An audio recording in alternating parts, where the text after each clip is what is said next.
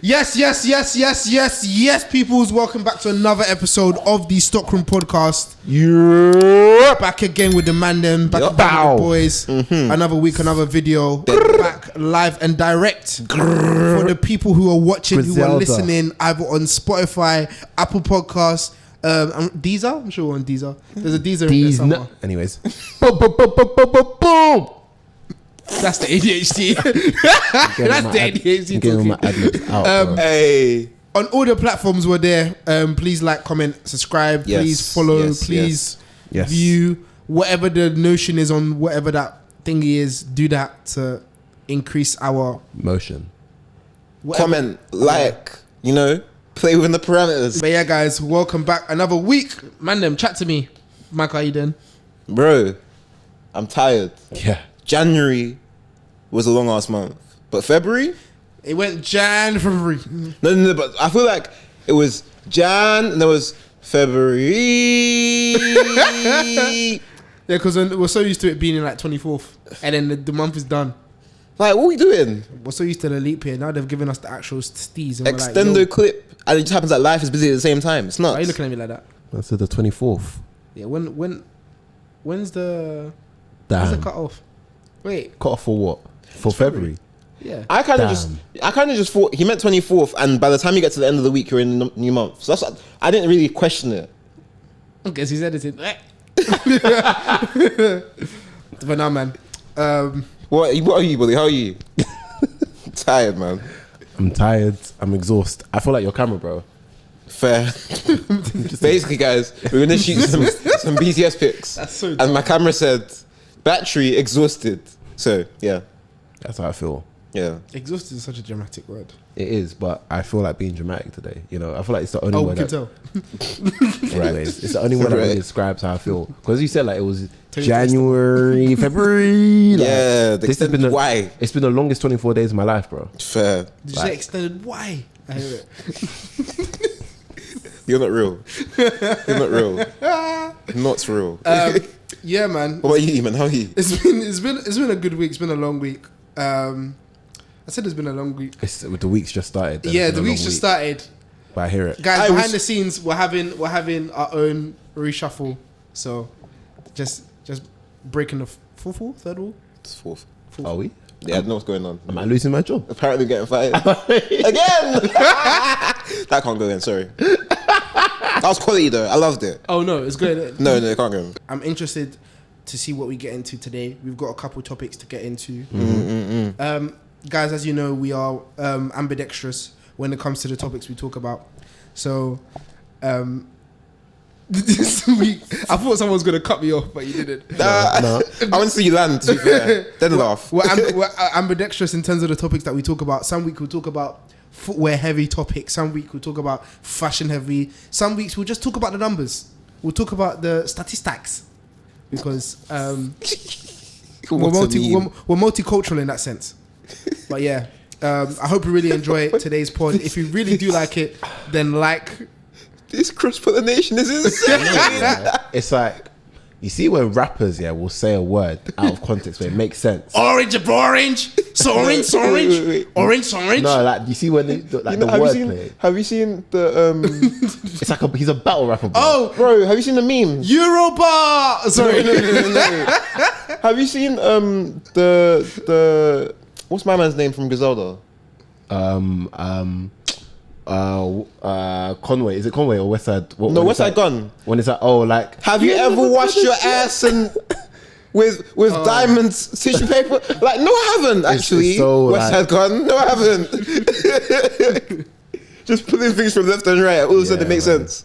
Anyway. It does. You guys all caught my drift. Before we get into what's on foot, we went to our good friend Teddy's. Oh yeah, pop-up. Teddy and Daniel. Teddy, man. Big up Teddy.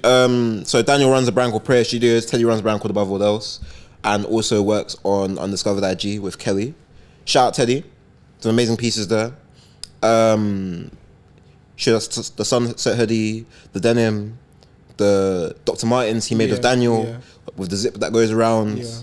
Would you sit down and chat with him soon? But yeah, man, how'd you find the pop-up? No, it was really good. It was nice to see behind the scenes in terms of the stuff he's created. speaking to him, his thoughts about certain things, how his process in terms of how certain things come about. Obviously, he did his runway show. January, yeah. Early Feb. Yeah, he did a runway show there, so it was nice to see the pieces from that in person. And yeah, hope when we do sit down with him, you understand more about him, and hopefully we can Kelly down as well, so you understand more about Undiscovered IG. For sure, because they've really been doing well and they've been doing a lot in the space in terms of promoting what's happening, what's going on around and stuff like that. So yeah, soon. When we say we have people that were pulling up, like there's people coming. Like, as you've seen, when we say that there's people coming, there's actually people coming. Yeah. There's no gimmicks, there's no bluffs. Bro, we just make it 1 week, pow, just one collab. Pow, yeah, 2 collabs. Bang from the hip. Pow, pow. 3 collabs. Now all of a sudden, it's not even just us. It's just us every week. Collab. A collab. I'll never forget. Bolu said, "When you see it's just us, you have to be." You have to look in for the episode. Fact. Because it's going to be very rare soon. Yeah, something like what? Rare? Anyway, what have you got for today, man? And they said, I have ADHD. Today I'm wearing the black off-white Prestos. I haven't worn them in a while. I really, as much as I love the off-white legacy, the way that the shoes like age okay. kind of. What did you? I wasn't sure where you were gonna go, mate. My Ghanaian brother. Virgil. I just wasn't sure where you were gonna go, mate. Pick up Virgil, man. Yeah, I don't know. I don't like the way that the shoes age. In terms of the white pairs, like I've seen pairs of like white Prestos and the white Vapor Maxes, and it's just like yellow. It's not for me. But yeah, the swoosh is yellowing on this, as you'll see in the pictures, or I mean in the videos on foot. But yeah, really like the shoe. Haven't worn it in a while, so I thought, you know what, let me just put it on. Two questions, yeah. Go on. Now that I'm just thinking in it, because I think the way it ages and how it's supposed to like essentially like yellow and turn off white was planned. Yeah. Like it's not like like it's just like bad quality or not bad quality or like the poorly aged material, if that makes sense. Yeah. But do you think that the fakes aged that way as well? The fakes aged better. No, but aged that way. Not I know. Yeah, they age better because they.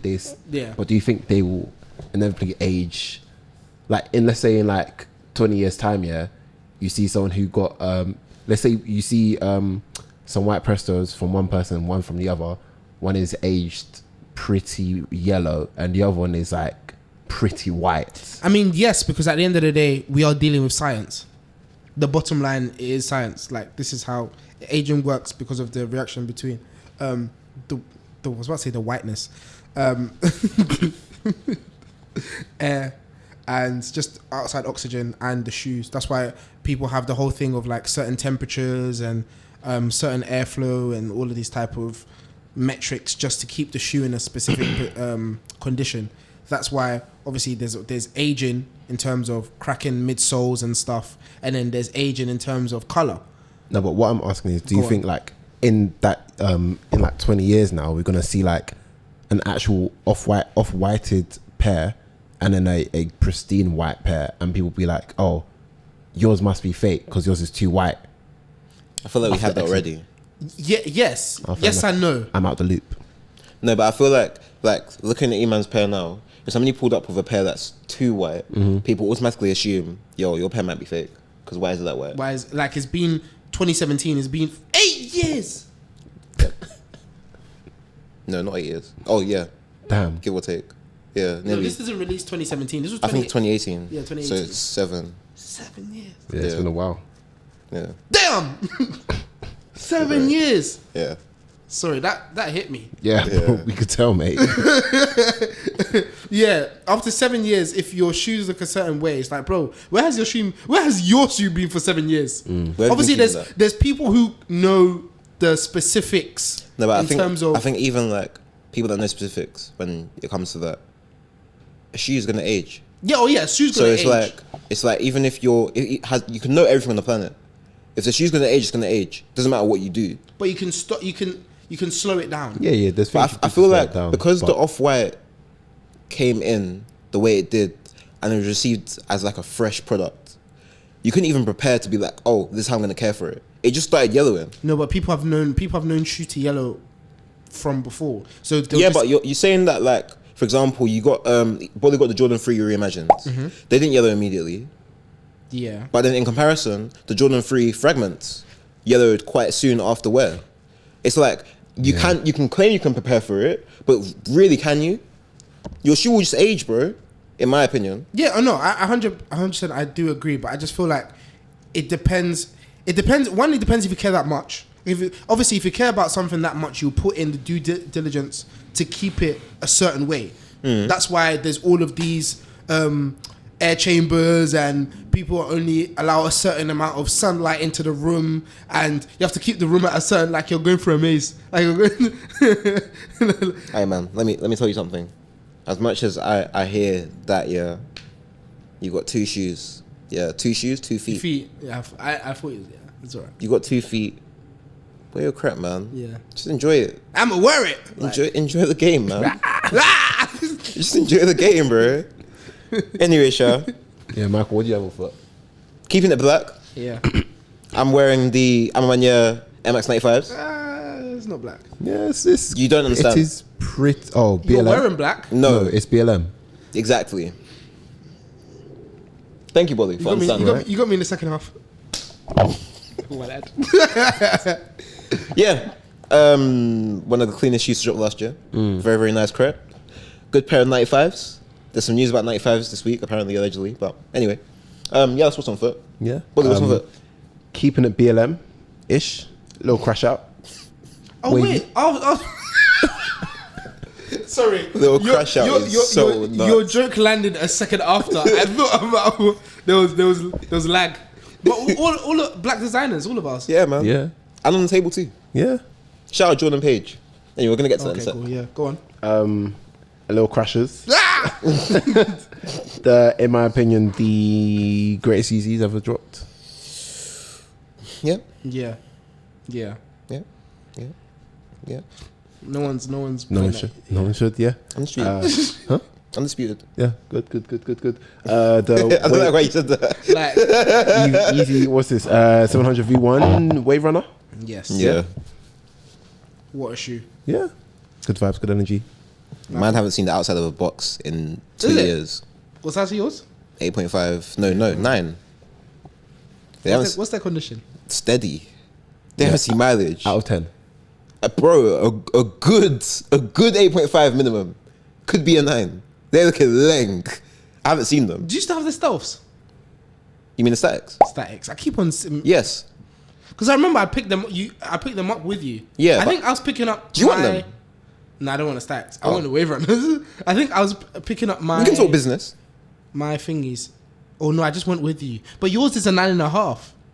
Your statics were a 9.5. No, 9.5 US. They're 9 UK. I'm pretty sure. Are you sure? I'll double check when I get home though.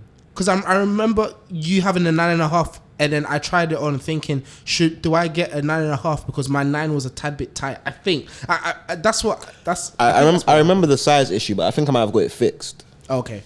But Because I remember you got it from OS. The restock. Oh, something like that. did they not police you on what size you bought? I saw you normally at 8.5. I mean, It's Yeezys, bro. yeah, like Who you gonna police? They did the same thing to other people. Right. yeah, I don't got emotion like that anymore. All I'll say is, Not me though. yeah, if you want my wave runners, we can talk business. Good business for you, my friend. Good business.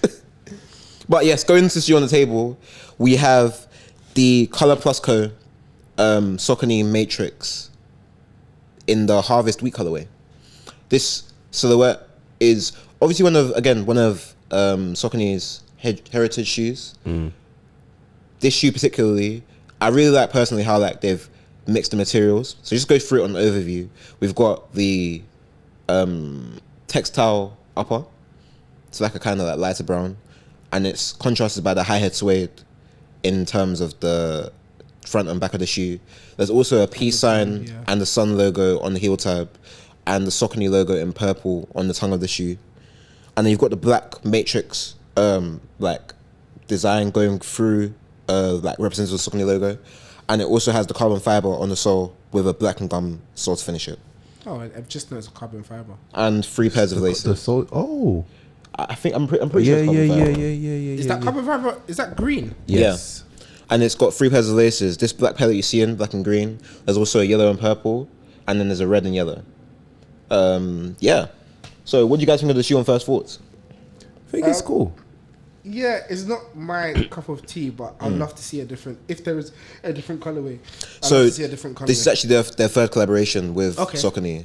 So Jordan Page is a DJ, stylist, consultant, and this shoe kind of like amalgamates his love for art and fashion together. Hence why you see like the little hits of different colors, the complementary colors on the uppers, and also like the other details that kind of graduate through the shoe, as well as the pull tabs on the back. So it's like got like an almost like adventure kind of hiking vibe to it, but also it's like fly, you know, like you could wear this with some denim or wear it with some shorts.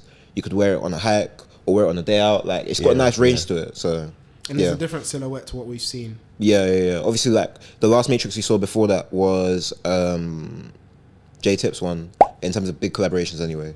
So yeah, it's good. I'm enjoying the shoe, and I feel like I'm looking forward to wearing it and just like, you know, working out what the Matrix is like, having been like a staunch supporter of the Pro Mini Grid line. So yeah. Boy, what's your thoughts on the shoe? I already said I like it. Oh, you like it? Yeah, I think it's cool. It did remind me though that I've been saying I want to research into the use of carbon fiber within footwear outside of it just being lightweight and durable. Like, because you see it a lot in and around the arch area, but like why specifically there? Like, what did they do to determine that that's where it should be universally for everyone?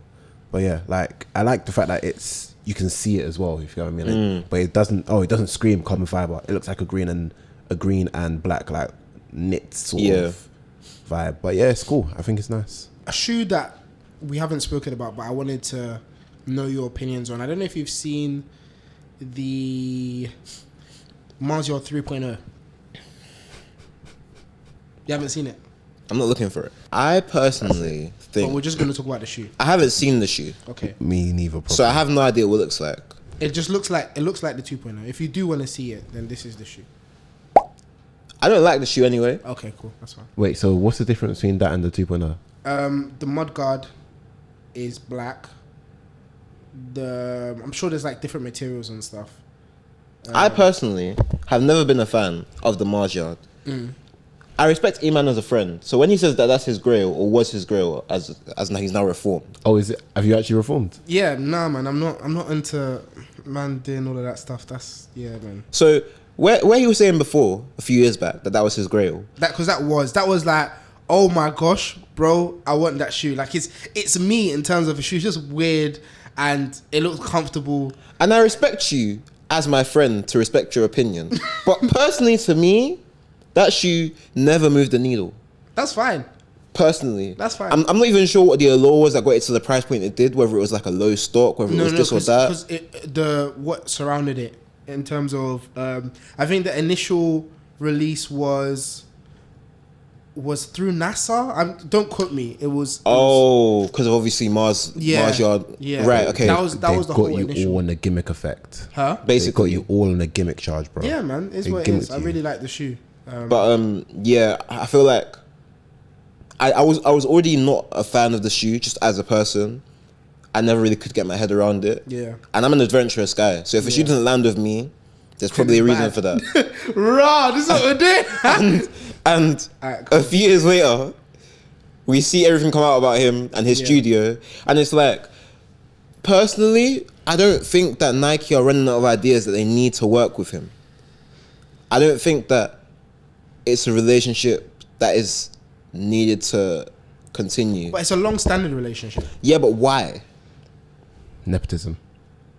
I don't know. That's all I think. Like, think about it. Like, nobody comes to us here, and maybe because of it could be our age group and demographic we speak to. No one comes up and says the Mars Yard 2.0 or 1.0 is my grail. No one says, oh my gosh, guys, you need to talk about the Mars Yard 1.0. When's it coming out? No one talks about that. Because it's a very niche shoe. That's my point. And we all have our own niches. But think about this, yeah. a lot of the shoes that have been coming out recently have been re-releases and rehashes for old stories, right? Yeah. And it's like, Just like this. yeah, but do we need them? We haven't needed a lot that's come out. No, but it's still come out. But that's what I'm saying. And plus, this is hype. Is it? Yes, This is hype. No, cool. You used a story about, you said the story and you said don't quote you, but let's continue with this and say that it was in line with a NASA project, right? That has an allure.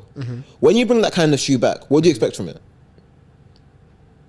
The fact that people have seen what the shoe is, and now we have all. Okay, last episode, me and you were talking about the fact that Nike can do things to bring hype. It doesn't necessarily have to make sense, but hype is the train that they're going with now. Sorry. What? Go on. You know I'm not the one to make a football reference. Right, okay. But you saying that this is coming out because of hype is like saying that Arsenal are going to win the league because they won it in 2004. Like, the Mars Yard 1.0 had the hype. They done a 2. It still had a hype. It was selling for 42k. Huh? It was selling for 42k. So And that hype is driven by its value. It's not driven by the shoe. yeah.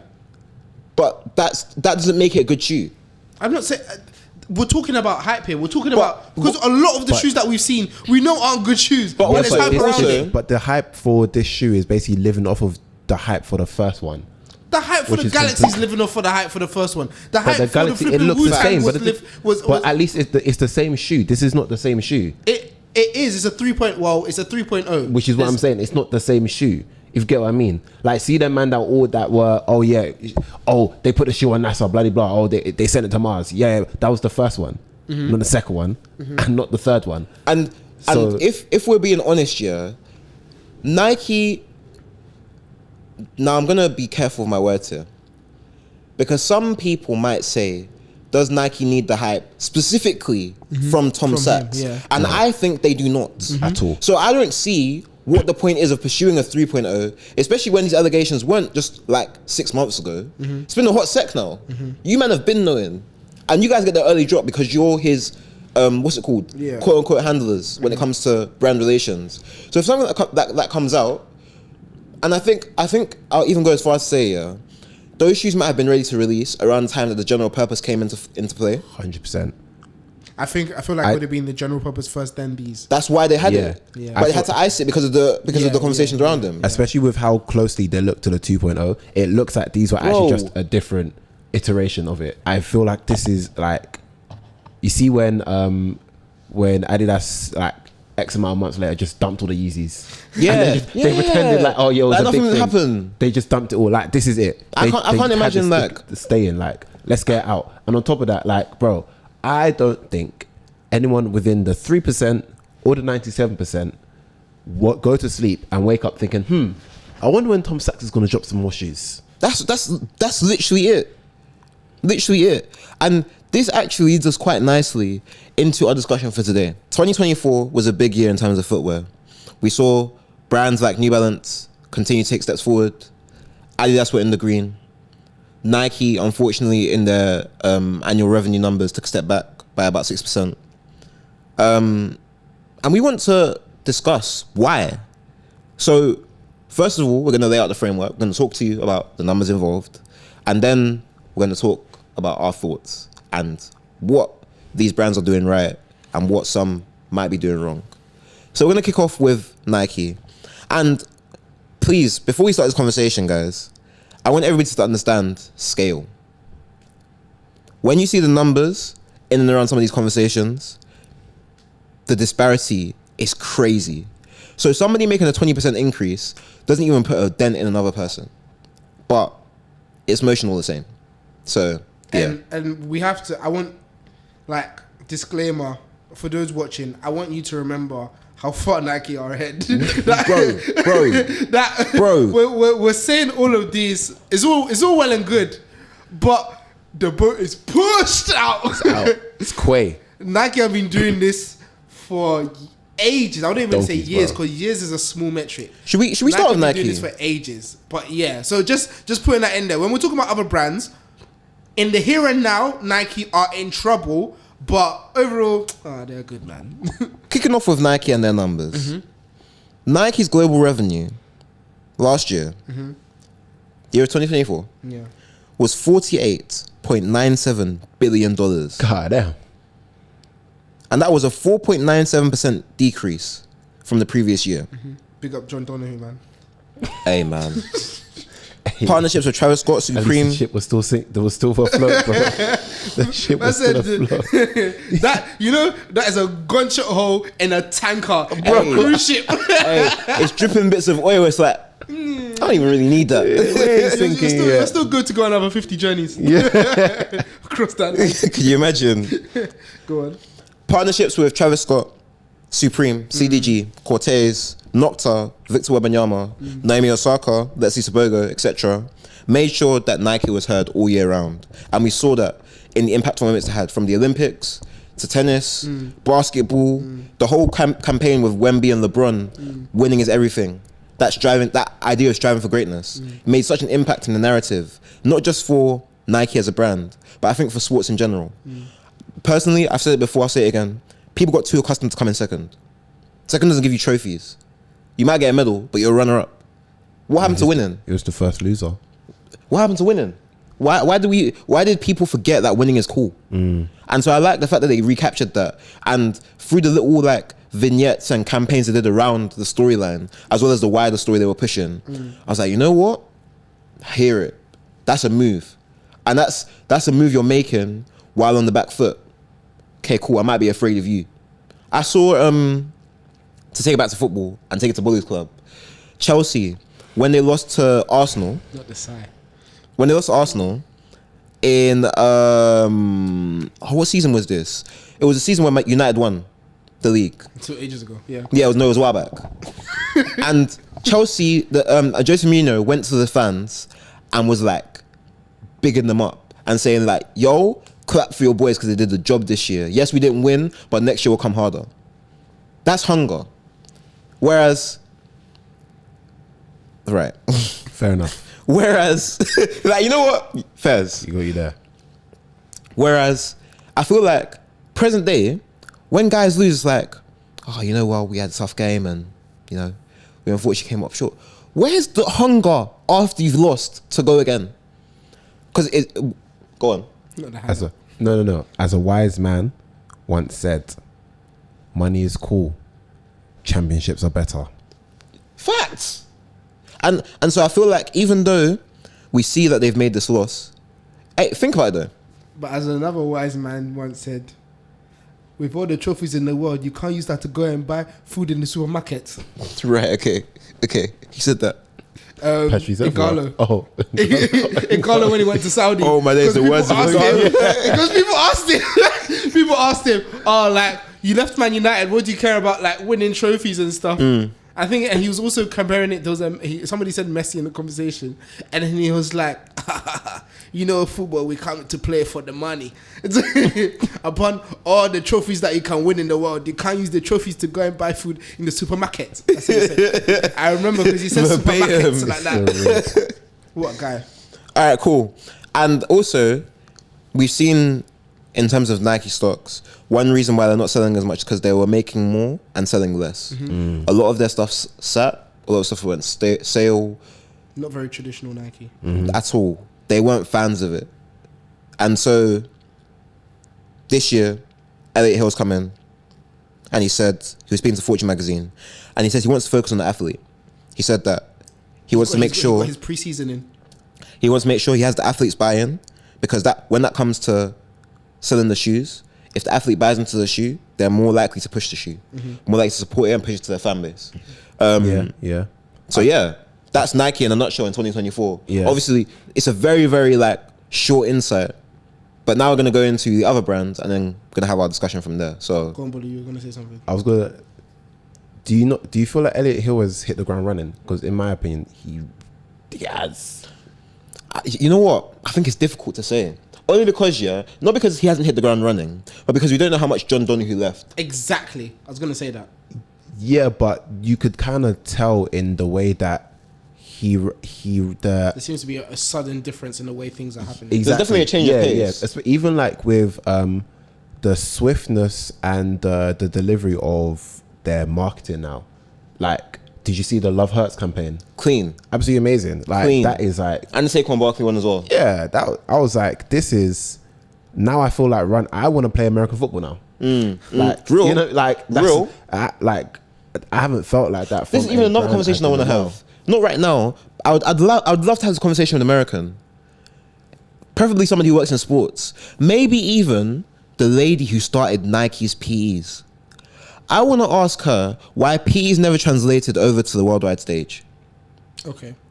I find it so interesting. Like, Do you get what I'm saying? Yeah, because but there's a sports and they facilities to do it. but how? Like, what would you do? Like, what? Like you know, like when City. Like, there's no. you know when, like, for example, like a sneakerhead in America says, "Oh yeah, you know, I picked up these, you know, Kobe PEs for X amount of money." There's nothing like that in the UK. Yeah, but there's no capacity for it. That's the thing. Fair. Because PE, they, like, when you think about PE, it's coming from schools basically. Yes. It's for like college teams. Yeah. But there's no College infrastructure like that. Yeah, exactly. There's exactly. no college. Okay. And like a lot of the time, even if you look at academies, for example, all these academies they're just pipelines for the larger clubs. There's no independencies in the way they're run. So it's I like, remember seeing a TikTok ages ago where it was like, I think it was a guy from the UK. It was like, imagine how different it would be if we had the same infrastructure in terms of colleges and everything as Americans, and what would that look like?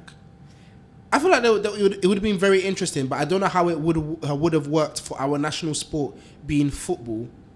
In terms of, don't forget, there's a lot more people in America compared to the UK, so Facts. there's already capacity for that. But does that mean that everybody now goes to, like, really tries hard in uni to, like, get into a footballing? Like, how does it translate? Because obviously basketball is so big in America and football so big in the UK. Could there be an easy equivalent? I think the only equivalent I could see is with Uni of Loughborough.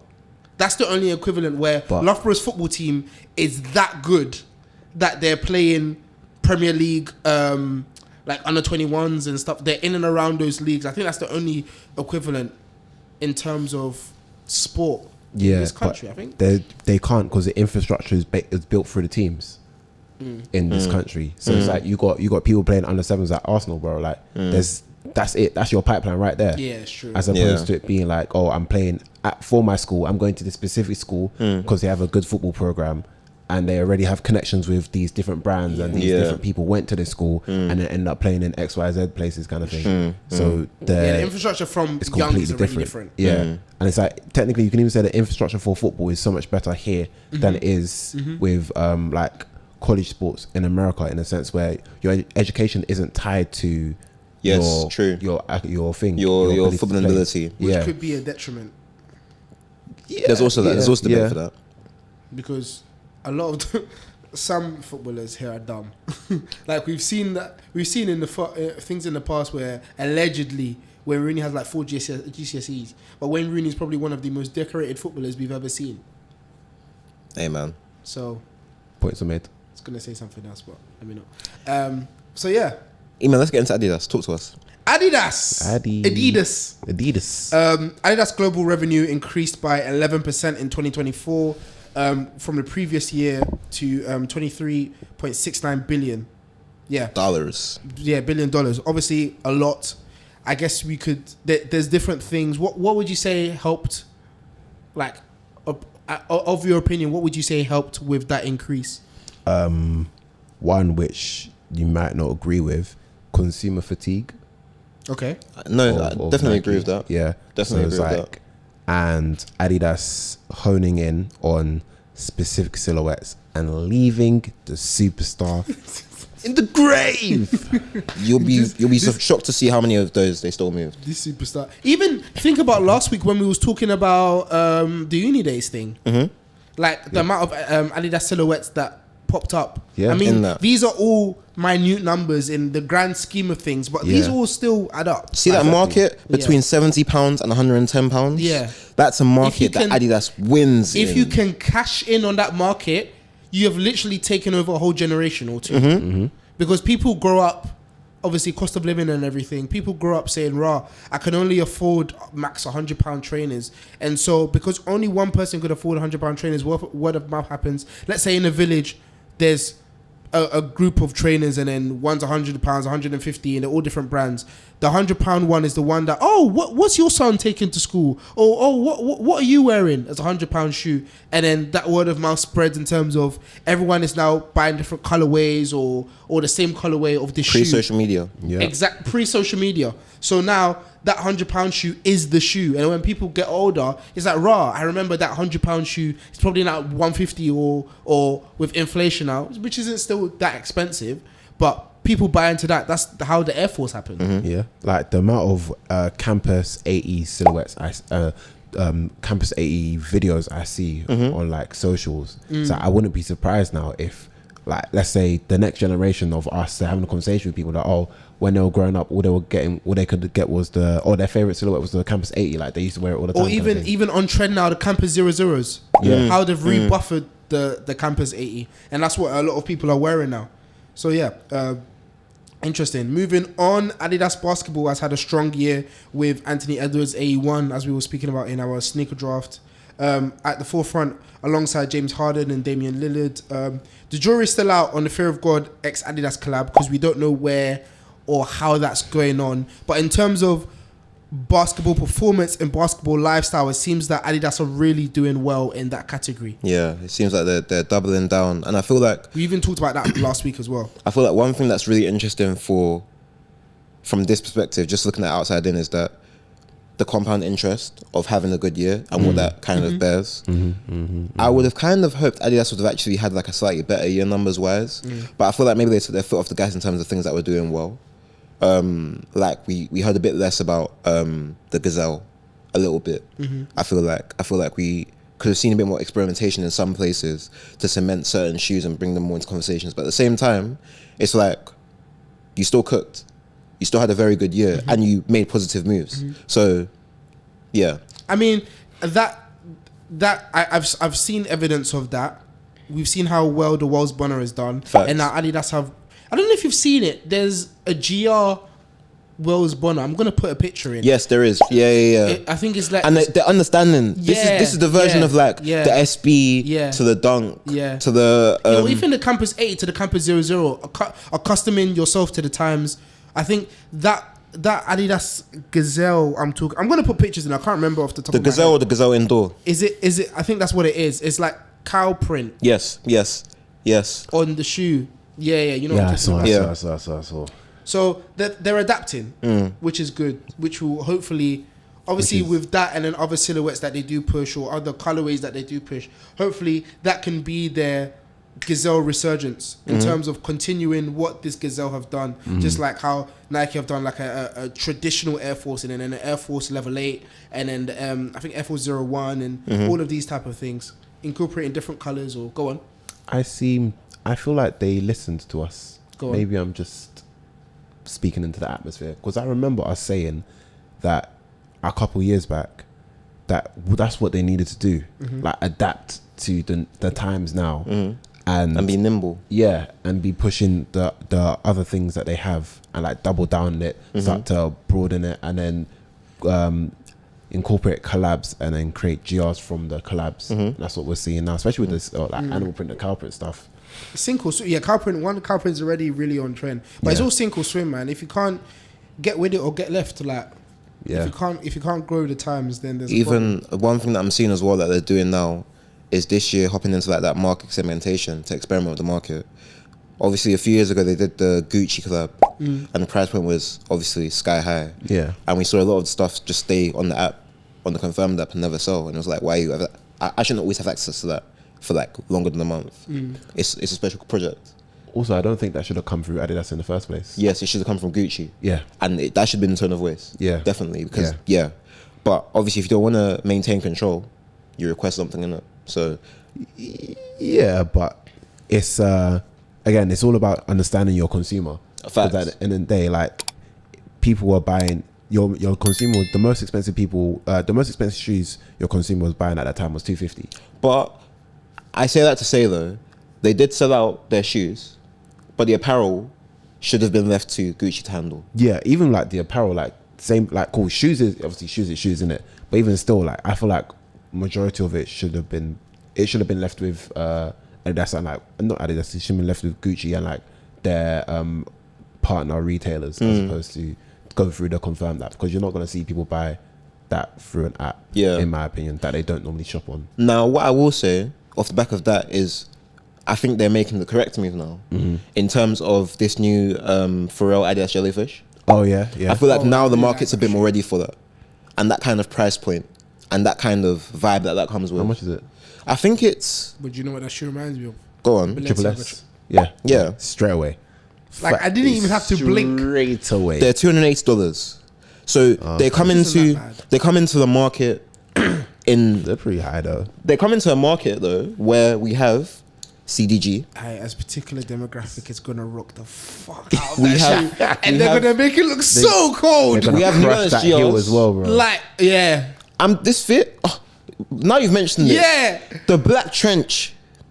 It's The baggy trousers. You're gonna see them parachute. You know, just for that, I want to go back to the Midlands. I want to be a unison in the Midlands when the Jellyfish Adidas shoe drops, and I'm like, yo, I'm inspired. And you're wearing the holding the laptop on your side in the case, bro. Cold step With their girl just tugging on the arm. Different gravy. But yeah, so they're gonna drop at $280. Okay, about £250. So we're talking CDG. In and around. Tax. We're talking about like New Balance in and around made in tax. Made in tax. You know what I'm saying? We're talking about like, what else we're talking about? We're talking about like what other clubs are up there? Lorenzo G, one of 100, one of 200 kind of talk. That's what we're talking about right now. So I feel like it's sensible. Pharrell's a big name. He's not a small name in the market. The super colors were not enough graduation. This, I feel like, makes so much sense as a shoe. Hear me out. Go on. When I think about a type of tax that we are adding to a silhouette, especially when it's from someone who's been around in this footwear space, it kind of needs to correlate with what you've done before. Go on. In the sense where here we go. If your last drop was a flop, you shouldn't price me out. You get what I mean? Yeah, you but get a chance. I think I get you, but at the same time, it's throwing it. I can't. Not even just even taken away from him. Yeah, we've all concluded that shoe's a clean shoe.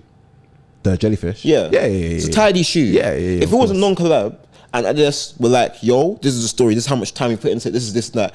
They would sell it for $280. Same way. Do you know what I'm saying? Near enough, yeah, probably. Yeah. Like it's the same reason why we buy made-ins for 200 plus, because they were handmade. Yeah. Do you know what I'm saying? So I feel like in that respect, as much as like, some of Pharrell's collaborations have fallen a bit flat as a result of the nature of what he's done, I feel like this is actually really interesting. And I think if they play the game that Nike loves to play, in terms of dropping a shoe, limiting the stock, you drop again a few months later, limit the stock, increase stock a little bit, play that game of market segmentation, I feel like we can really see them make a mark with this specific silhouette in the market.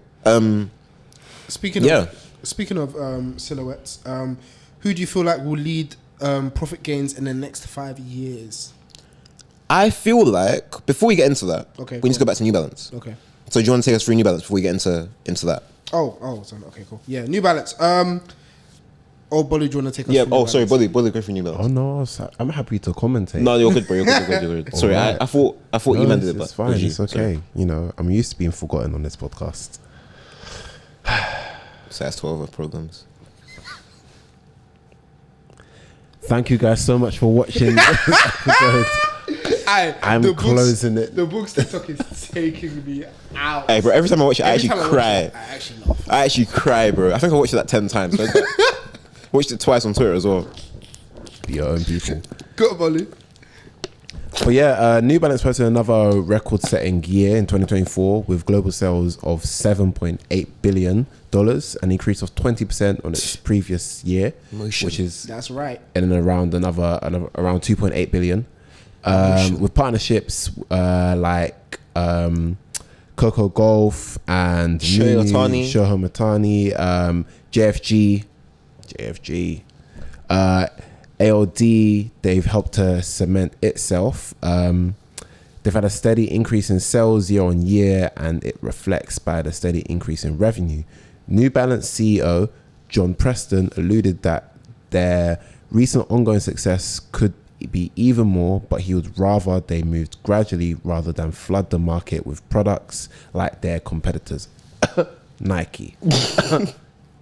I watched the interview, yeah. I was like, that's some shiesty talk, gang. But I get it, though. I get it. Don't get me wrong. 100% right. He's real. Sustainable. Bro, not only just sustainable, we've seen you go up and down. But he also said in no few words, I told the landlord to increase my rent so I could hustle harder. That's what he said. That's actually what he said. Nah, it's he told the president, hold on, stand down. Or those posts where, no, I need to get a woman pregnant and I have a youth just so that I know. Just like a lock-in. I got 9 months to lock in. Can you imagine? I need that time pressure. But yeah, what do you guys think of New Balance's growth and their year of 2024? Another huge year, man. Yeah. Another huge year. And again, it's like, even seeing again, year on year, there's things that people don't consider important, but I always pay attention to. For example, when you talk about like most fashionable brands, and they are in the conversation that typically only gets reserved for fashion brands. Like Prada's in there, Miu Miu's in there, and New Balance is top 3, or like top 10. And it's like, raw. New Balance as a brand is considered a luxurious footwear brand. How does that work? But you look at who they associate themselves with: Eman and Michael, Miu Miu's, etc. Miu Miu will do a fashion show and show a pair of New Balances. Eman and Michael did a collaboration with Porsche, and you saw the Porsche New Balance. Even the loafers at the Junior Watanabe, yeah. And these are like the little things that people that happen in context. That's a great point. Wow. Thanks, man. These are little additional details that happen. When you put it into context, it's like, oh, this is why they're considered so serious. This is why they can go to Ismiyake and say, let's collaborate. And Ismiyake like, yes, let's do it. Because they do the work. And they spread the wings or tentacles through the streets of the scene and make sure they appear in as many places of relevance as possible. I guess you could say, wherever they are, wherever they go, they're well balanced. Hey. You know what? Even talking about balance, you've even got me thinking. Because when you think of like a fit, yeah, like if I don't know where this is going. No. Hear me out, because it works with what Michael was saying, innit, about placing themselves, like product placement, innit. Place yourself around like design, like high-end designers, kind of thing. When your hoodie's £500, your jeans are 600, and then your shoes are 200. All of a sudden, your shoes are like, oh yeah, those are like nice shoes. I can get 3 or 4. As opposed to if my shirt was £10, my jeans were 20, and my shoes are 200. I had to like fork out a lot to get these shoes. You get what I mean? Yeah, but I think that comes from the buyer as opposed to. Yeah, but it's about if you place the product in and around the space of that type of buyer, you lift its value. Exactly. Yeah. Okay. What I will say as well, and this might be a brazy statement, but get ready to snip it. Oh, this isn't anything too crazy. Oh man. But I think if A$AP Rocky was not signed to Puma, he'd be rocking the heck out of New Balances. 100%. Personally, like, it just makes sense. Yeah. But hey, I'm not dissing what Puma's got going on with A$AP Rocky. Those are just my thoughts. They missed a perfect opportunity, by the way, but we don't need to get into that. Right. Okay. So okay though, they've got Lewis Hamilton and Ferrari right now. Yeah, but you know, nothing beats a court case picture. True. Fresh home picture. They had the hey, you know what, fair, bro. But hey, Ray-Ban's creative director now. Yeah. I mean, I don't know if looking at A$AP Rocky's glasses, I'm gonna be inspired to wear Ray-Bans. But fair, isn't it? I'll see how that works out for them. Yeah. But we already know some things don't always work out like that. Yeah. Hopefully this isn't a Rolling Loud situation. Hey, but now we've analysed the 3 brands, we discussed them. Yeah. So back to the question Eman was asking before. Who do we feel like will lead profit gains in the next 5 years and why? And reason why I said profit gains is because, like I said at the very start, these brands are at varying parts of their stories. Nike are near 50 billion. Adidas are in and around 20 billion. And New Balance are approaching now 10 billion.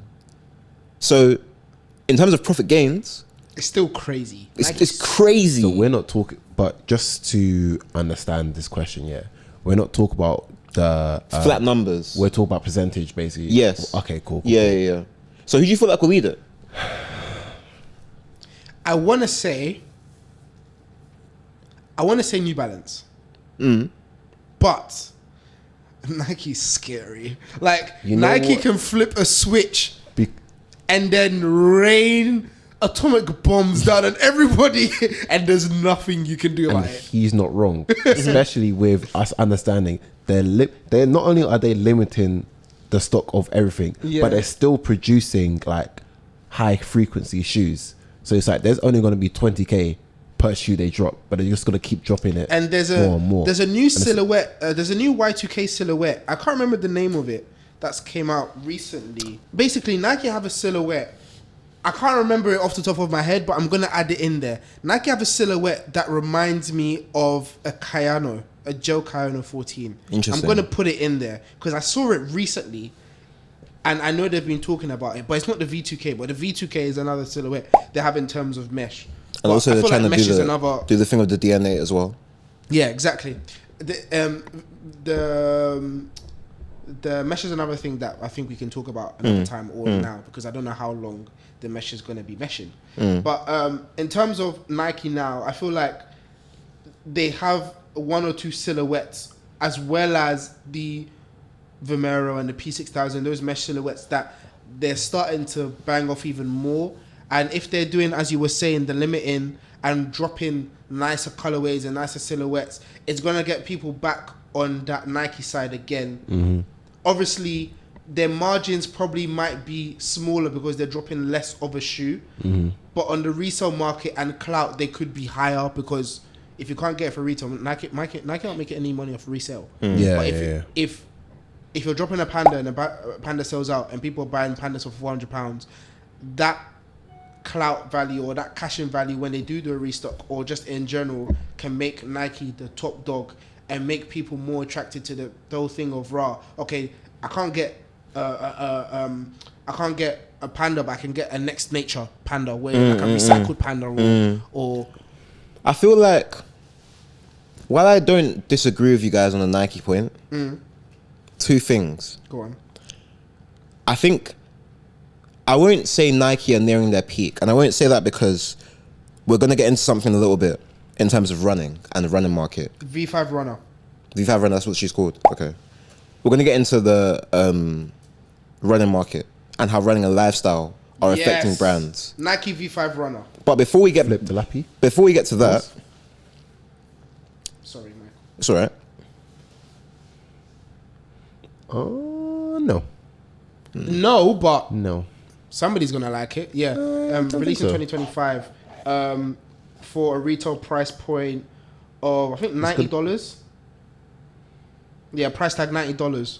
So they've entered that. They're entering that market. re-entering, because it's been a while. Yeah. But, or not that it's been a while, but like they just haven't had a good enough product in that market. To compete. What I will say, I am in favor of Adidas or New Balance eating up more of the market. Oh, 100%. Purely because, not because of any of the reasons you guys have said. I agree with what you guys have said. I feel like Nike's price cap or like market cap, Nike are the closest to whatever their cap could be. Yeah. New Balance has the biggest room for growth, but they are more so footwear focused than apparel focused. Nike's business includes footwear and apparel. Yeah. Adidas business also is quite similar, including footwear and apparel. And we've seen them starting already to push more apparel stuff, like with the knitwears. Exactly. Yeah. So I feel like Adidas actually could be in a really great position to make some gains in that respect, through marketing their pieces as packages, marketing feelings through their clothes rather than just products. If they take on those little kind of features as they go on and really get that kind of, because I don't know, that Adidas feels a bit emotionless at times when it comes to their marketing. Yeah. And Nike feels like they want to pull on the heartstrings. I feel like if Adidas can tap into that storytelling kind of side again, Make me feel something. then we could start selling some more product. And the fact that their product is getting better now and their stories then improve. Like when they did the whole ode to the history, talking about the Superstar, the Stan Smith, and the Gazelle. Yeah. I was like, oh, is Adidas changing pace? Are they trying to get into the storytelling bag? Yeah, but they didn't, and they left it. Where Adidas are in the game, they've got the best amount of tools to do what they need to do. This is not discounting New Balance, but traditionally, New Balance haven't been known so much for their apparel. We've taken them, and I think the main market has taken them as a footwear first brand. Yeah. Because of that, their gains are only limited to how good their footwear is. Yeah. As opposed to a Nike or Adidas who can afford to, if they wanted to, for a few months, shut down their footwear platforms and solely sell apparel and still make bread. Yeah. So, yeah. But one thing you reminded me of was obviously like with these brands being able to push not only from like their product but like through marketing, we also have brands that we haven't mentioned that are pushing, that are making a lot of growth purely based on the technology that they've implemented, like Hoka and On Running, and even Saucony. Exactly, Saucony as well. But I want to highlight Hoka specifically because I was reading a brand that was gave me some of their numbers, and they said that they had an increase in 151% of Hoka sales compared to the last year. Wow. So it's like even though we have basically our top 3 brands now, in terms of the potential, like a lot of these other brands who make up the rest of the market, exactly, that are focusing on the technology first, and like let's make this the best shoe for the individual. Not only just the best shoe, but then let's make it lean as well for our production as well. So not only is it being like, I know I'm going to sell 100 a week, but if I know it costs me £50 to make one, how can I cut that down to make it £40 to make it £30 kind of thing? So there's a lot of other brands that are doing it and doing it well and doing it in our faces as well. Like the when On Running did the woven shoe, the spray, was it a fiber spray? I know what you're talking about. The shoe that they created. It was like, and they could do it in like what 20 seconds or something. All of a sudden, that's that 18-month lead time cut to seconds, 5 minutes, bro. Like, so there's a lot of other brands doing a lot of interesting things, and even On Running. But the question on that is sustainability, because I can just talk about the Nike. The Nike 1000 that they did for but there's a reason why that hasn't gone into the general market yet, bro. That is 6 months, but it's still quicker than. There's a reason it hasn't gone into the general market though. The 3D printing would take time. What do you mean? Like the 3D printing from what I remember, the 3D printing, it took 30 minutes to print the shoe, but with the spray, I'm pretty sure already it will take less than 5 minutes to produce the shoe. So they're already been beaten. And plus with the 3D printing, it doesn't look like a Nike shoe people would want. But the sprayed On Running shoe is. I'll be honest. I'll definitely be interested, but I haven't seen it in person to fully evaluate. But I feel that could be a vibe. Just saying.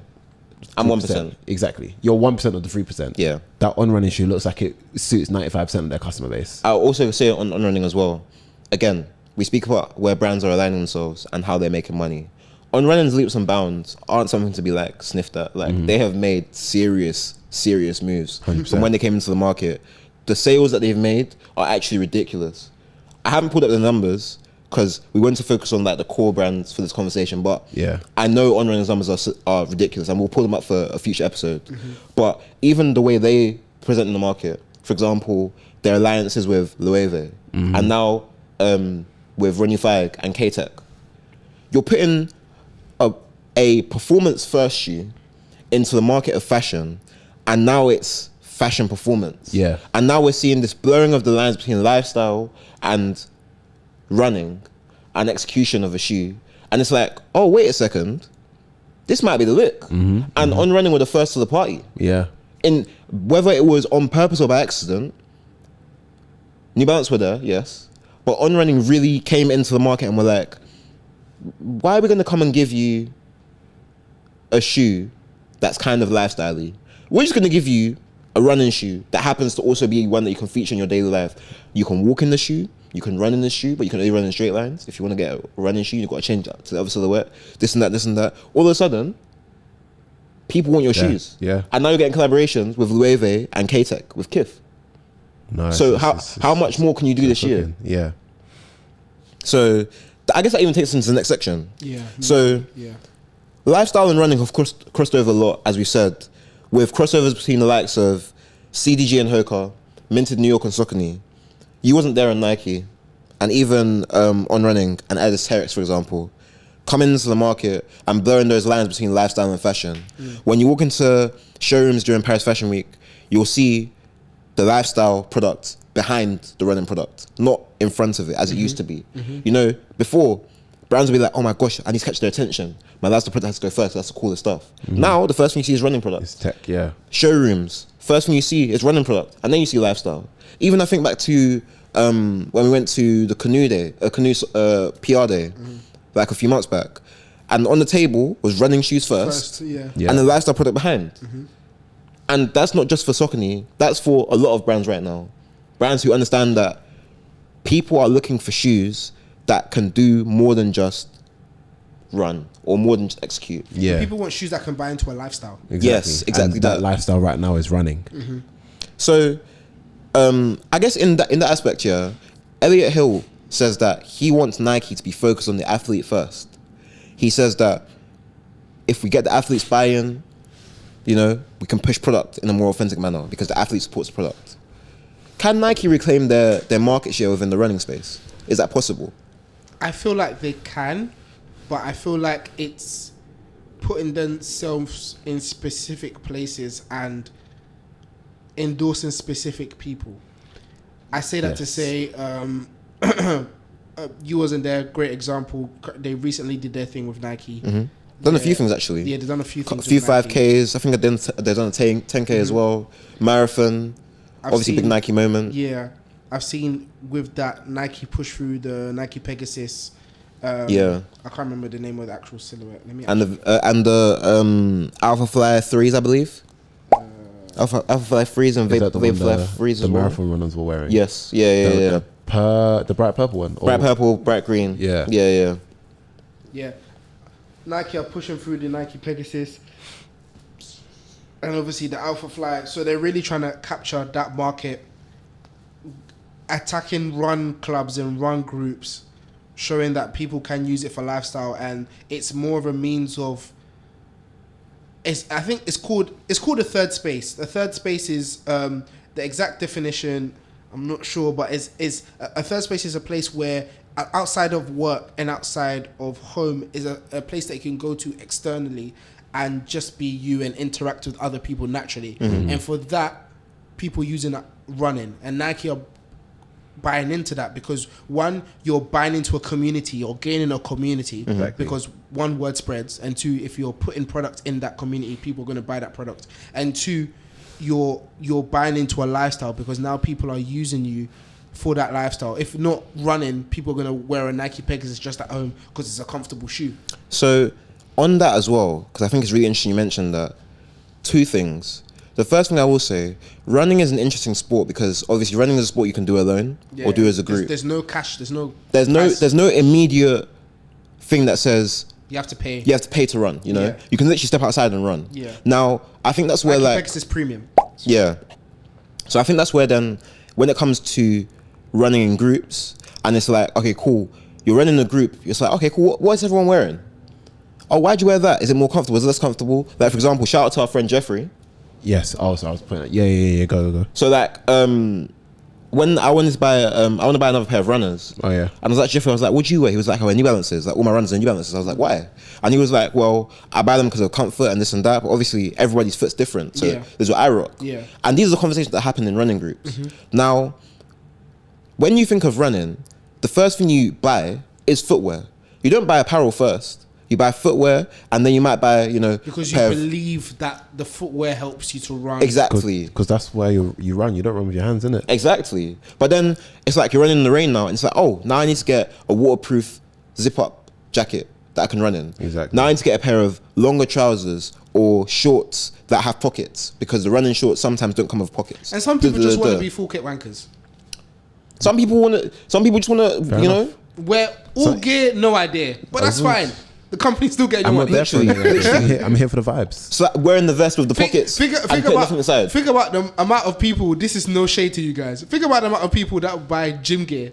Yeah. They'll go and spend free bills on gym bro. gear and don't use the gym. But the second question I had to ask off the back of all of this is, with all of that being said and done, is what Nike is doing enough? Okay.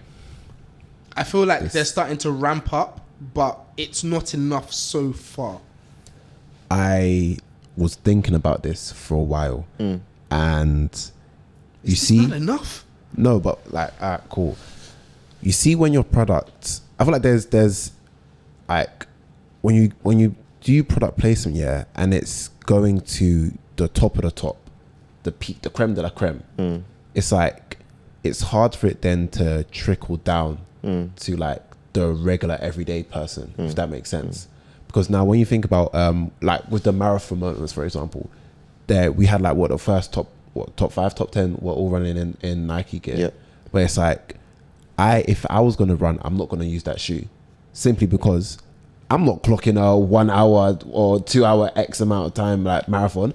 I'm starting from now. I need to see it on the ground from like people in my vicinity. So it's like with them doing the stuff with You Wasn't There, that was great. And even like, Pana Run Club as well. yeah, it's like cool. There's people who run regularly, but there's people who look just like me or just like I'm speaking about like myself as if I'm a runner. I don't run. I couldn't give a heck. But like if I was to, I'd be looking at looking at Jeffrey, looking at my neighbors kind of thing. Be like, okay, Bradley, cool. literally. Who do we, if you guys run, I know you, like what, and you guys are into footwear, what would I then buy? So, and it's like, a brand that I feel like, again, is doing that well is Hoka, because if they're run club, you can try on their actual shoes. So you don't have to come in with you don't have to be full kit. Like you can come in, they'll give you some of their latest shoes to try out, and if you enjoy it, then you can buy it.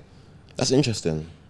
But it's their tailored run clubs now. So now, regardless, even if it's a thing where you don't buy it, now someone on the road is seeing someone like a whole group of like let's say 6 to 60 people running in full Hoka. All of a sudden now It's a moment in the head. Exactly. So either if you don't buy it, now someone else will, because they've seen you running.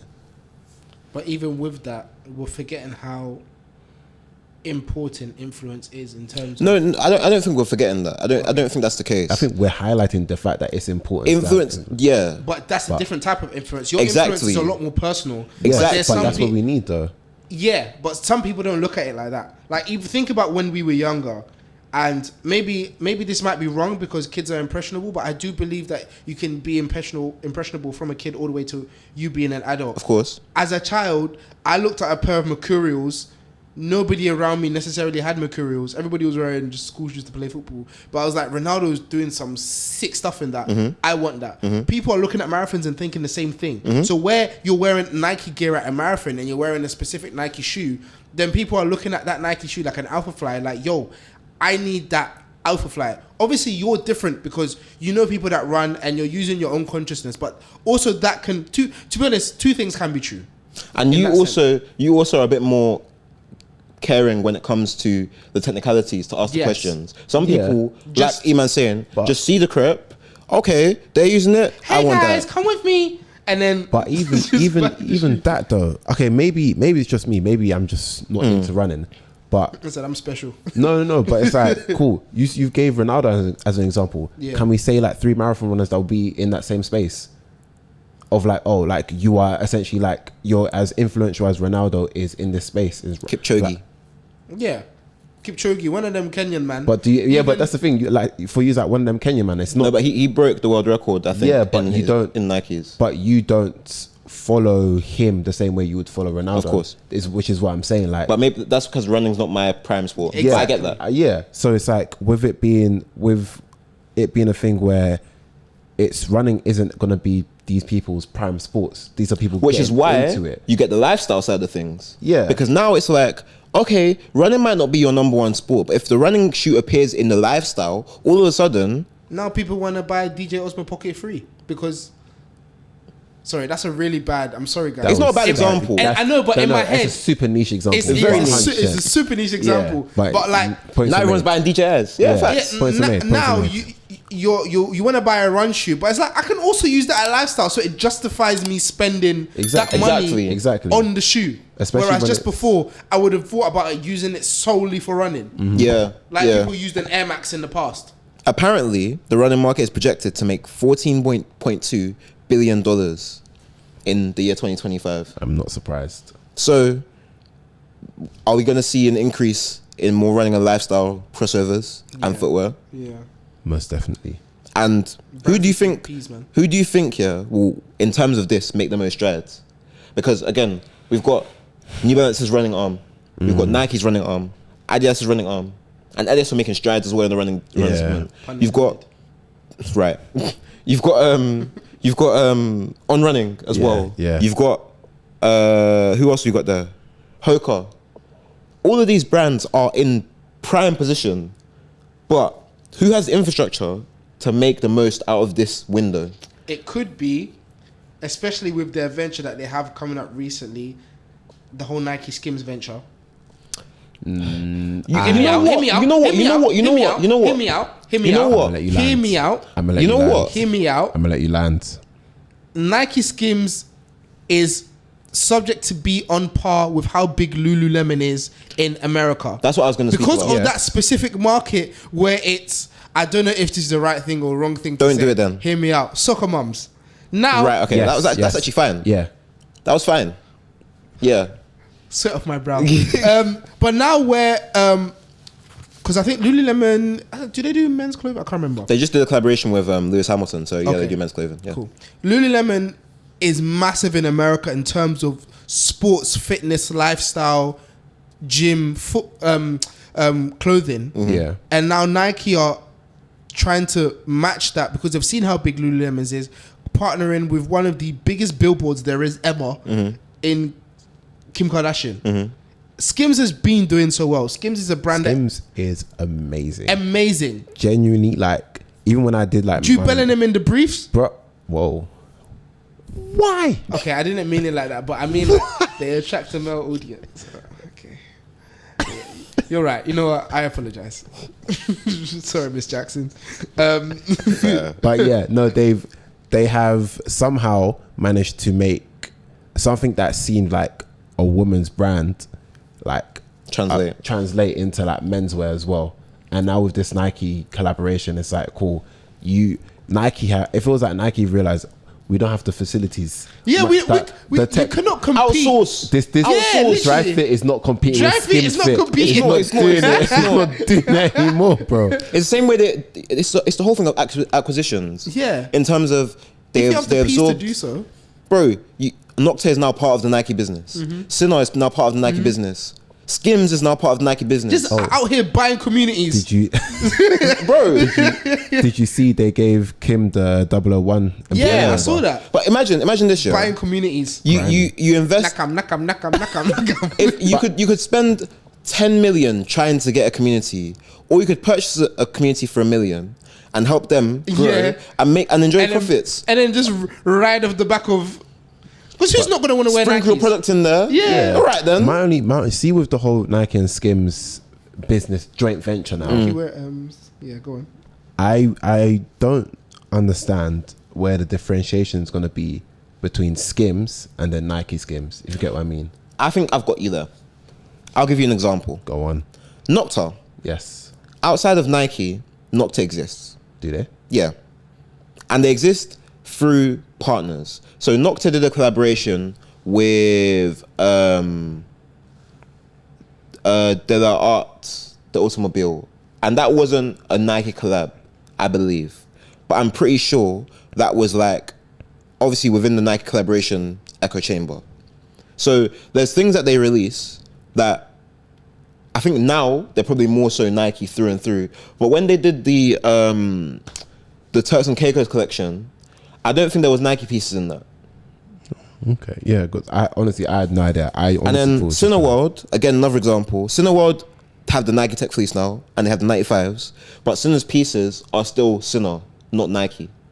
So I feel like in that sense, there can be product SKUs created by SKIMS for this SKIMS Nike collection that exists within that and have footwear with them, but they don't necessarily need to be the traditional SKIMS stuff. For example, a SKIMS jumpsuit doesn't need to have a Nike tick on it. Yeah, but my whole thing is like, how are we gonna differentiate now? Okay, we're gonna have a SKIMS jumpsuit, but for Nike, like we're not gonna do jumpsuits for Nike anymore. Yeah, like how are they gonna? I'm curious to see how they're gonna. Oh, I get you. Plan. But I feel like it's quite. I feel like it's quite simple in the fact that even like they don't need to have the same product SKUs to do that. In terms of the fact that, for example, imagine this, right? A campaign. Now we know that as fitness influencers go, there's traditional ones and there's non-traditional ones. A celebrity fitness influencer, whether we like it or not, is Megan Thee Stallion. When she does her videos for Nike, like they go off. So now imagine putting her in a SKIMS set and a pair of Nikes. That is a moment in that sense. You get what I'm saying? Yeah. For a specific audience. A very specific audience. It's very targeted. It's very intentional. So I feel like in that sense, like I'm not necessarily worried when it comes to creation of product, because Nike will just be like, well, you make all of these stuff, we'll just make you some complementary items. Like hoodies and joggers to wear over your sets, for example. Okay. Yeah. You know what I'm saying? No, yeah, I hear it. Yeah. So, and the color palette's clear, you know? So I feel like in that sense, there's scope for them. Yeah.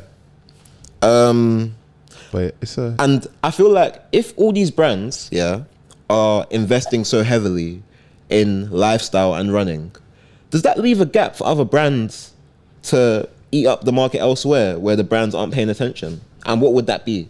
Because that would be the next thing. I was gonna say, for example, like it makes sense, but with the way running has taken over, like the only other sport in my head that I feel like is slowly starting to grow the same way running grew and then blew up is badminton. Yes. Or paddle. Paddle, yeah, but paddle's really, bro. From time what Lamborghini did a paddle racket. Fair. You're priced out. Fair. You're actually priced out. No collaboration, no Travis Scott night. Nah. The barrier of entry to paddle is also very high. It's high. Like it's not as high now though. High. It's not as high now. Yeah. People have made it. But it's very top 1% dominated. It's got an allure to it for sure. Yeah. Even like I said, like with the brands that are just doing like paddle stuff. Padel like, club. From the fact in that like Monaco or something. Exactly. Or like a Prada collaboration on the paddle racket. Like, bro, what? The buy-in was from footballers. You know, when footballers are your buy-in, it's already peak. Stormzy. Day in the life, like Padel. Damn, man said I'm playing with what Chunks and then AJ Tracy, and then like bro, man just collabo with all these different characters. And Big Sue, naturally as well. Cool. Yeah, man. Yeah, that's the buy-in for paddle is crazy. Because I remember it was golf in the past, and now it looks like it's paddle. A lot of but I even think I feel like Padel and with badminton. Why does he think he's better than us? I don't. It's just the way I was introduced to the sport. We're saying paddle, he's saying padel. Anyway, with the way I'm glad you heard it. With the way both of those multiple sports times as well. Because that's the way I've heard it. Like, and we're saying paddle now. But I don't think it's paddle. It is paddle. I don't think it's paddle. It's not padel. I think it's padel. Anyway, with the way those sports are, there's still a level of like lifestyle running that footwear that we're talking about initially still appeals to. Yeah. So it's definitely. Do you even need new footwear for that? No. And what can you really do for it? Yeah, I don't think, even when it comes to like even as simple as like not simple but like badminton for example, bro, we're playing on the same courts as basketball. Like I just need some Kobe's or some Jordans. Yeah, real life. But I don't. Oh, that makes sense. I think the only other sport that again is just super inaccessible, but it's just a great place for product placement is F1. Yeah, like, but there's no footwear products you can push through F1 outside of like let's say with the staff around or something. So Pharrell 14s. I think I sent something. Apparently they're coming back though. I know Puma have done stuff with F1 theme. Yeah, Puma obviously F1 affiliated. There's an Adidas Porsche on the way. Adidas Porsche. Adidas Porsche shoe. Yeah.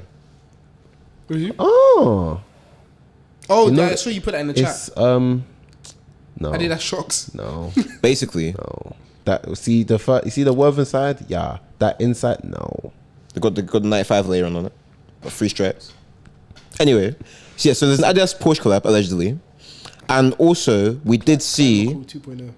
Real we did see Mercedes, yeah, the Mercedes Adidas. Adidas release. That wasn't a great crep, Yeah, but is it a sign for more to come? Because again, that's another market that Nike actually doesn't feature in, yeah.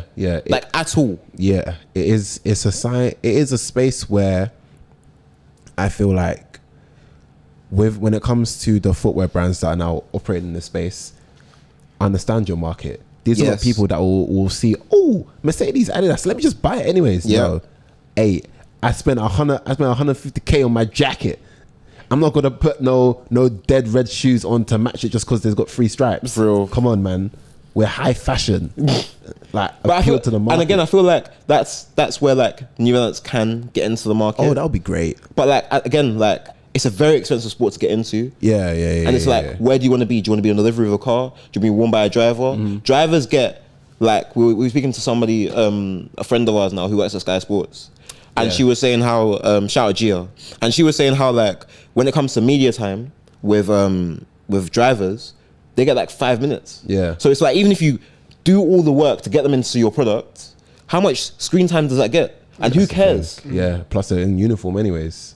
So it's really about putting it on, you need to put it on the cars and have it in and around like the uniform and around the staff. Like you have Lewis Hamilton, yeah, who is one of the few drivers that intentionally after a race will go and change before he's like does his media stuff to make sure he's putting something on. And he's usually wearing like a design he supports or somebody he appreciates the work, etc., etc. But nobody does that. Exactly. But man don't care about fashion. It's M's and watches. Yeah. And that's it. On the weekend you might catch them on a night out, but that's it. Race day weekend. Yeah. So they're chilling in Monaco in the house. They don't got time to do Got shit for money you. to make, dog. The last thing I want to touch on is apparel. Nike, Adidas, and Puma, as we know, have been mainstays within the apparel side of the business in terms of sponsoring sports teams, making kits, etc., etc. And New Balance has been in the fray as well. We've seen them exist, but obviously not in as big a way as the previous 3 mentioned. Would it be worth New Balance exploring the idea of increasing and improving their apparel? Or do you feel like they'll always be playing catch up?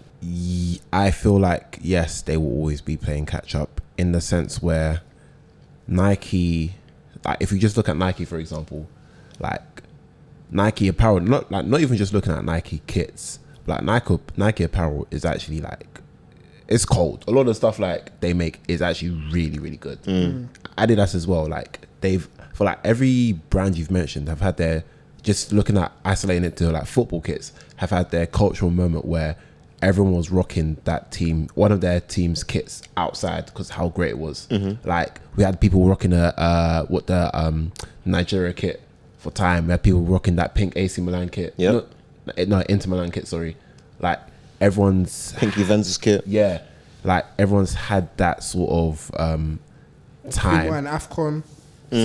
Like, but I don't see New Balance. I don't even know. I can't even fathom what they would do. Obviously, New Balance have Liverpool right now, innit? No. What's Nike have Liverpool. Oh, Nike have But Liverpool. they're going to Adidas next season. Who has New Balance? Liverpool, Nike, New Balance used to have Liverpool. That's what I thought. Yeah. Yeah, that was- not that was a- anymore. that was a I couple don't. seasons I don't. back. Yeah, I don't think. I can't think of any football club that New Balance have right now. Oh, we used to be in a mode. We used to have Warrior. Dark times. Yeah, I can't think of any right now, but maybe that's not their cash in yet. Maybe Yeah. they haven't seen a viable partner. But as the season is drawing to a close gradually, next season New Balance might put the M's into a team because I remember there's that whole thing that happened. Do you know about Castore? No. They used to sponsor Newcastle. Okay. And a couple Premier League teams, but I think there was a whole thing where they had production issues that them and other teams, they used to make kits for them, and there was this whole thing where a lot of women's teams complained, or a couple women's teams complained because when they would sweat, the t-shirts would get really tight. Oh, okay. So it looked kind of mad. So I think Newcastle cancelled them because their t-shirts were too thin. So What brand if I was was that? What brand was that? Castore. Okay. So if someone was like tugging on you, it would just rip very easily. They used to, like during the match, for a couple of matches, they used to get frequent rips in their top. Obviously questioning the quality. Of course. So they dumped them, and then halfway through, I can't remember the brand they went to. I think they went back to Adidas. Adidas they went back to. So there are brands that have entered the market. Maybe Newcastle. Maybe New Balance haven't found their path. Yeah, because I'm just reading now. Sponsorships include the New York Roadrunners, which organizes the New York City Marathon, the NBA, the NBA. New Balance wants the NBA. Allegedly. No, they don't. I don't think so. No, that's Nike. Major League Basketball teams, and the New York Mets and the Boston Red Sox. Okay, baseball. And they supported Team Ireland at the 2016 Olympics. 2016 Olympics? Yeah. Damn. But they also obviously do show up in terms of through individuals. So Endrick, Saka. And those are notable names. Eze's New Balance now? Eze's New Balance? I think he's still Skechers. Let me. But you don't see these man stepping out in a New Balance. No, there will be sometimes. Obviously, not footwear, like. No, I see Saka in New Balance footwear, to be fair. No, I said not footwear, like New Balance, like apparel. You know what? It's difficult because when he plays for a team, when he's seen, it's typically when he's seen for them. No, but I'm even on like, bro, on his But when he gram, steps out, does a fashion thing, he wears Burberry. So it's like... Even through your actual like main athletes, there's... Let's say if you were going to start pushing apparel through your people, they're not even going to be wearing anything. As much. I mean? Yeah. Because like there's no, it's not even like there's a natural New Balance athlete that you see already wearing New Balance apparel. Yeah. And start pumping more actual New Balance products through, and to be like the poster head, because like as you said, like probably one of your like top two, Saka and Endrick. Are signed to Adidas teams. Yeah, not even just that, but Saka wears Burberry when he's outside. Like, bro, I've seen him do a few media appearances where he's wearing a New Balance tracksuit or like a New Balance coat. I've definitely seen that. Yeah, but at the same time, I do get what you're saying. Like, yeah, this now I'm sending it to a group chat just for reference. But again, this is still in relation to football boots. Yeah, like it's he couldn't wear anything else. Yeah. I feel you, and I don't disagree. So I feel like, in one hand, there might be worth in terms of pursuing the apparel side of the business, but on the other hand, they're good at footwear. They could just keep being good at footwear, you know. And that's kind of where I sit with things at the moment, and that's why I feel like it's an interesting path, because it's like somebody might tell New Balance they're leaving money on the table by not having good apparel, but it's like, to get good apparel, you need to have a lot of feedback. And Nike and Adidas have had a lot of feedback. They've got years worth. Puma have had a lot of feedback. Yeah, and even with that, as you said, it could be, someone could say it's money on the table, but to them that could just be it's money we're wasting. Facts. Like, you're putting money into R&D when you can make more crepes. Exactly. Like, if they invested the amount of money they put to bring back the 1,000 into trying to like pattern apparel, and it didn't bang, then that's money wasted. Yeah. And the 1,000 will be around. So, yeah, it's a difficult one, man. And I think when you're speaking at that kind of level, we're not speaking about pounds. So about milliones and billiones. Yeah, millions that are meant to lead to billions. And if they don't, there's a problem. Yeah. So, yeah. It's interesting, man. Very interesting. But, yeah. How have you guys felt about, like, this discussion? It's just, like, you know, from a numbers aspect. Yeah, it's cool because, you know, it's not every day speak directly about products. Like, sometimes speak about the space and like theorize. Theorize a lot about. You see me theorize about stuff all the time, like just theorizing about what's happened before, what's gonna happen next, and see if we're right.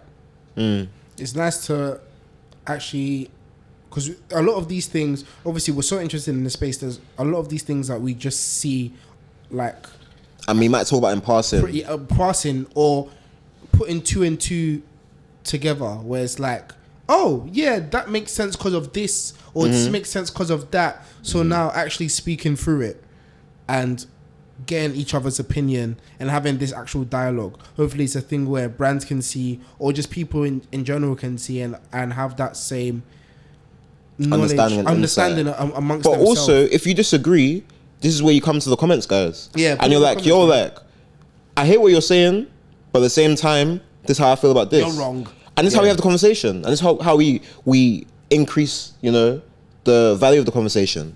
Because we get different perspectives. So, yeah, man. Obviously, we are not the be-all and end-all. And we never claim to be.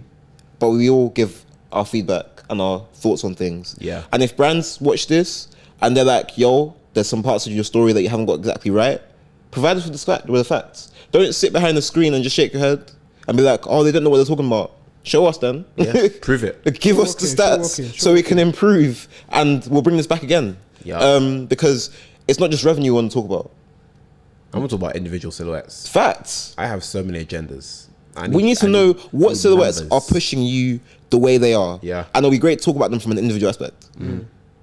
Because, yeah, we have top 7 shoes, but why are these top 7 shoes top 7 shoes? What exactly makes these shoes so powerful that they are the highest grossing shoes compared to your other 14 shoes in your roster, for example?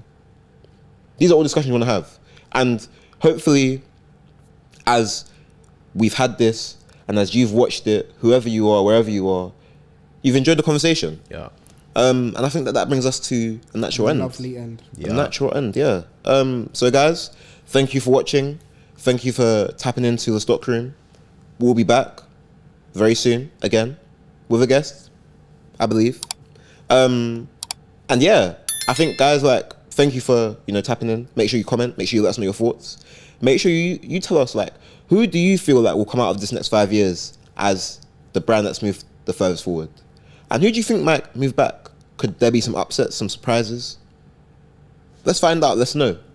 And as always, tap in with us on socials, not only personally, but on the Stockroom as well. And on that note, guys, peace out. We'll catch you in the next one. Till then, take it easy. Peace.